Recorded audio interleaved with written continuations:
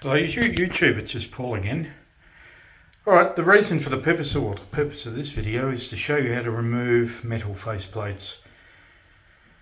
But as usual, I always seem to do it after I've done this. But anyway, beautiful mix, the gentleman jack. But anyway, what do we do? Alright, well, first of all we need this. We need some lifting devices.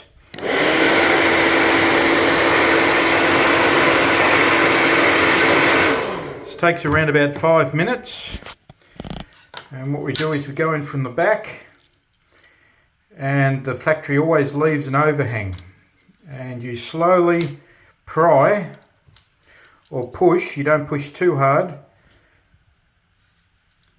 on these the little bit of overhang there, and what that will do will allow you to, this is a particularly difficult one, lift that faceplate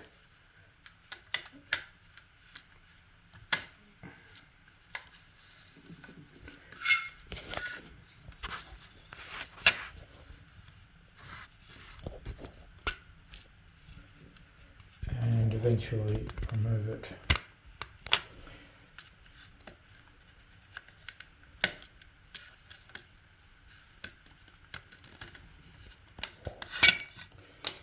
Show you the result in a second. Okay, so we've lifted the faceplate just slightly. When you get to the point where it's going to bend, you stop. All right, what I usually do is put something underneath of it.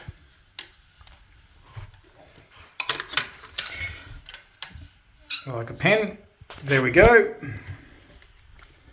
Heat gun, hair dryer.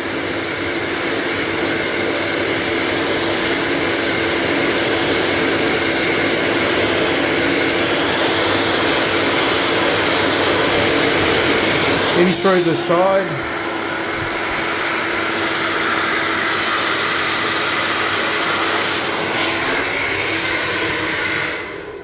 Alright, let's see what happens here.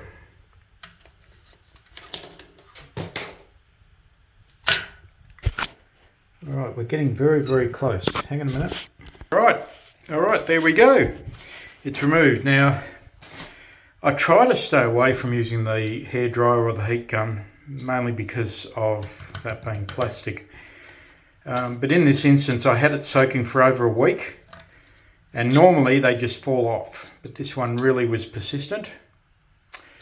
So what do we do? Okay, so the first thing is I remove all the paint off this and prepare this for painting. I remove the modulation lamp, put that aside, and I prepare this for a decal. I have had a decal made in the USA, or actually in Miami, and that will go over the top of this. And by the time I've finished with this and removed all of the scratches, this will be better than brand new OEM. I'll remove all the little dents, where on this one I've been very, very careful. But there you go. That's how we remove faceplates. That's one of the ways. Now, there is a chemical way that you can do this by using mineral turpentine to soak in that.